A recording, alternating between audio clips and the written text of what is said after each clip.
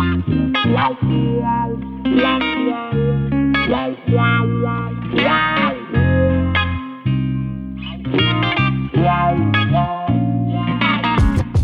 天要来介绍这个翡翠之境，就是我的一个口袋清单私房景点。那我们首先呢，就是一路的往下走，这个产业道路9弯18拐，比较蜿蜒的产业道路。之后就会看到我们今天的这个水岸，也就是我们的目的地翡翠之境。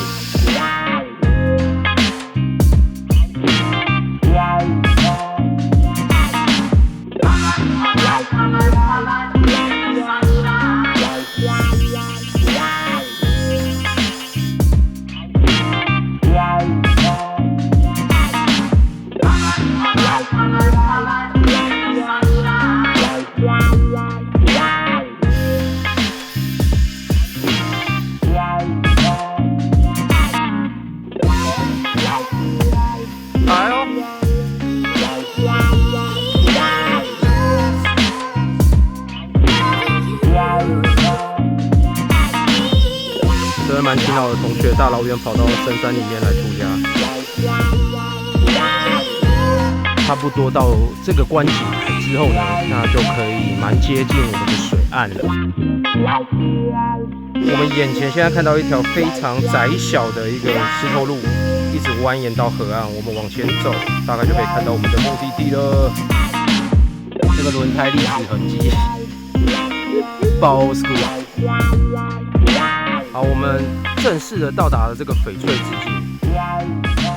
那其实我口中的这个翡翠之境啊，它有一个名称，就叫做露斯坦。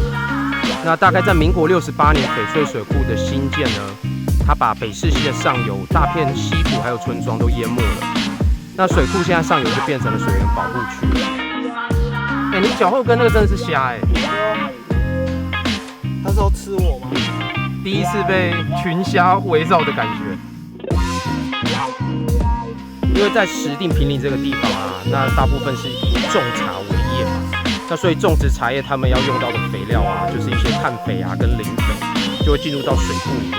那这个水质有氧化之后呢，就会引起这个藻类的生长，加上反光之后呢，那我们人眼看到了之后，就会呈现成碧绿的颜色。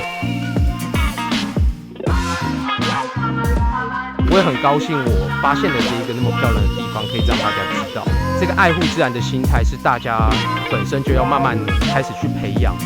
然后我们周遭的环境，尤其是这片山林这样，对，因为这些地方都得来不易。